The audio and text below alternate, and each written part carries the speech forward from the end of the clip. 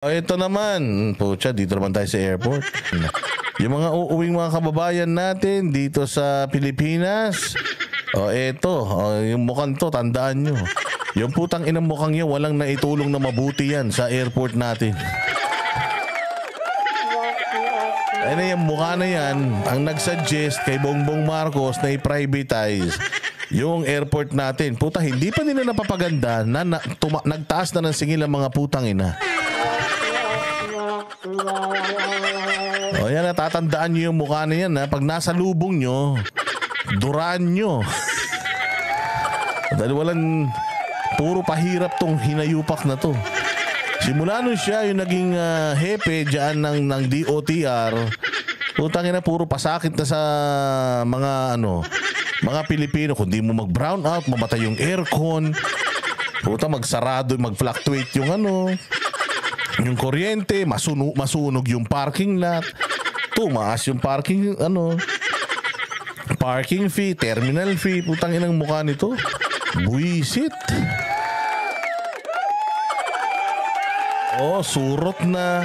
Daga pa. Galit na galit naman to si Diego Latigo.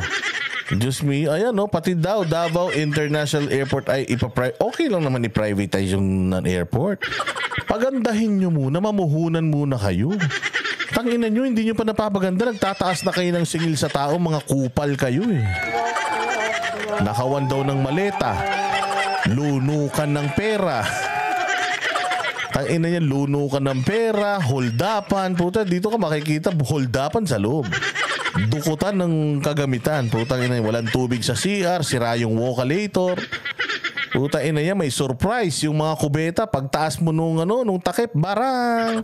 Punong-puno ng ewan.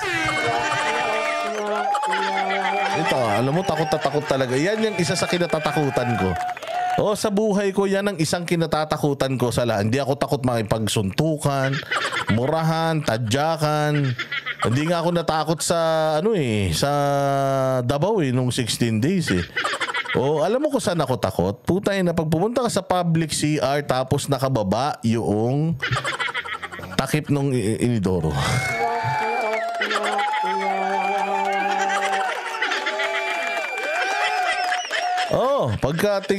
Pagkapasok mo, ihing-ihi ka. Naku, puta ba't nakasara? Dahil na pag nakasaran ako po, puta. Ito na, 1, 2, 3, surprise. Pag angat mong ganun, puta, sabit-sabit pa. Patibong talaga yun, Diego Latigo, wag mong ipa-flash yun. Dahil na pag pinlash mo yun, baka tumalsik sa mukha mo yun.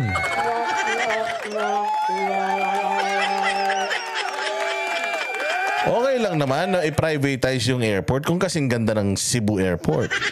Kung kasing ganda ng Davao Airport.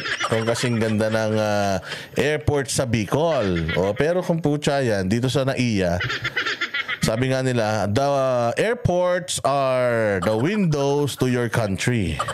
Di ba? Window, puta ina yan. Paano magiging window? Ang init-init. Sige, pasok. Tingnan nga natin kung anong kahayupan na naman ang sinasuggest na itong kupal na ito. Yung mga rates, defined yan dun sa concession agreement na pinirmahan natin with the winning. Tangina nyo talaga.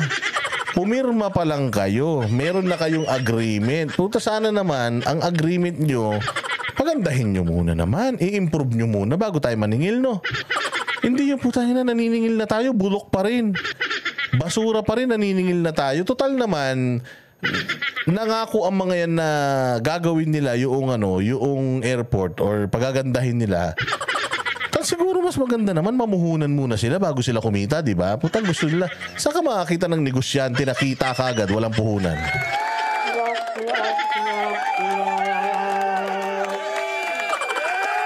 Ayusin nyo man muna bago kayo magtaas. Okay lang kami magtaas. Basta manginig kami sa ginaw. Basta lahat ng CR malilinis, mababango, walang mga patibong. Yung mga urinal hindi naninilaw. Yung mga lounges natin, yung mga upuan walang surot. Yung mga vocalator natin gumagana. Siguro kapag ganoon, kahit walang problema kahit magtaas tayo ng rates ng fees. Pero putya naman, sir, kung wala pang pagbabago, humihingi na kayo ng dagdag, tangina, nasaan ang hustisya dyan?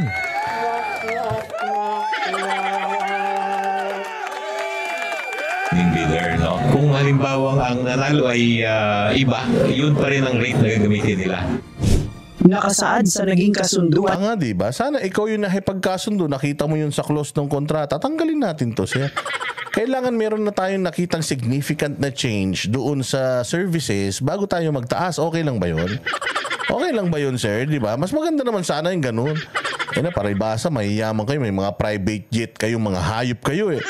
Kaya yung mga naabalang mga pasahero, wala kayong mga pakialam, mga hinayupa kayo eh. Ng gobyerno at ng pribadong sektor ang pagtaas ng ilang rates sa Ninoy Aquino International Airport o NAIA. Ito ang naging sagot ni Transportation Secretary Jaime Bautista kasunod ng mga pagpapatupad ng rate adjustment sa paliparan. Ilang linggo lang nang ma-turnover ang operasyon at maintenance sa New NAIA Infrastructure Corporation ay nagpatupad na ito ng pagtaas ng mga bayarin. Halimbawa nito ang bayad sa parking na 4 na beses ang itinaas. Ina nyo, wala pa kayong isang taon? Wala pa kayong improvement na ginagawa? Ayun, nakita mo yan, kotse. 50 pesos ang 2 hours, succeeding hour 25. Pag bus, 150 bawat oras. 10-minute grace period. Pag overnight parking, 1,200. Tapos, 24 hours. Putya na pagka kotse. Tama ba? 1,200. So, kung isang buwan ka, kung isang buwan iniwan mo yung sasakyan mo sa airport, putragis yan. Na 40,000 ang babayaran mo. Tangina, parking pa lang dito, $1,000 na. Saan ka naman, di ba? Kung tayo na ganyan ba kamahal ang parking sa Amerika? Para tayong first world country. Yung mga rates natin, first world country. Pero yung mga services, putangin lang yan, pang third world talaga. Gayon din ang rate sa mga VIP passenger. Ayon kay Secretary Bautista, nakasaad naman ang lahat ng ito sa concession agreement. Dagdag pa ng kalihim, kailangan ding mabawi ng investor ang kanilang... Diba? Nakasaad dyan sa concession agreement. Pero sana naman, since sila yung may kailangan sa atin dahil nagbibid sila eh.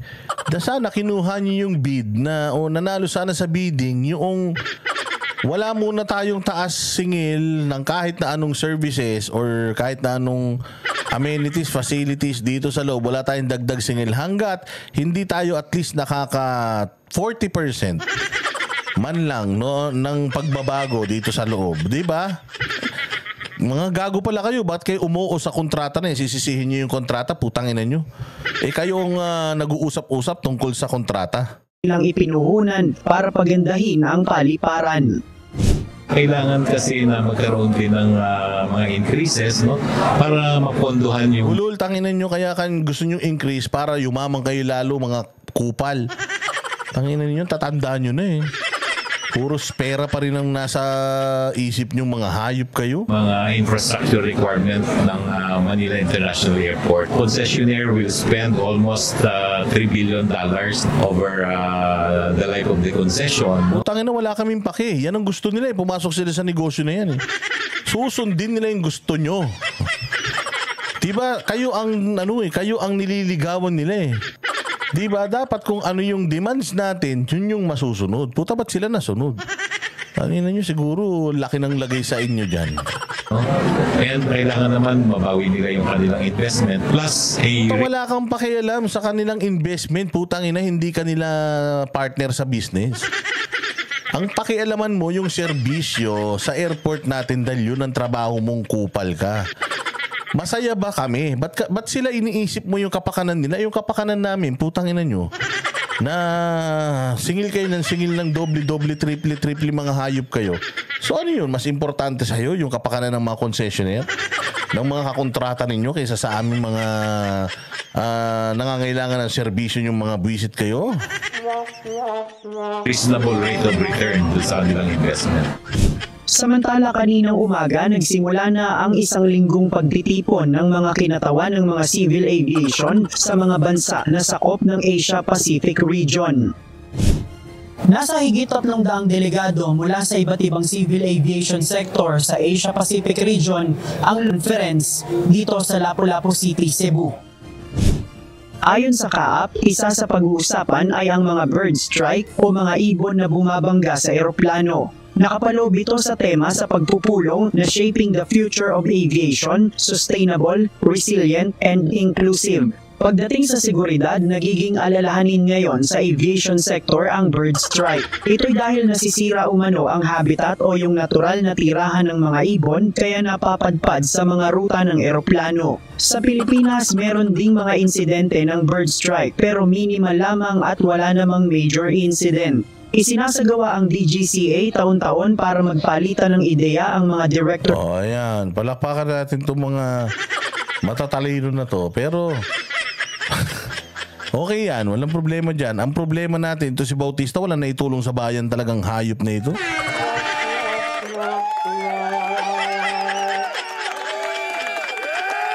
Lahat na lang, puro pahirap sa bayan. Parehas kayo ng amo mo na,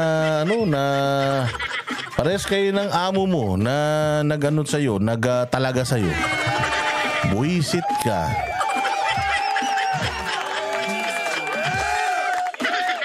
Oh, hindi ba? I think San Miguel only 20% goes to them and the rest government as per contract. Wala akong pake. Kung saan mapunta, basta importante maganda yung serbisyo na ibinibigay nila sa atin.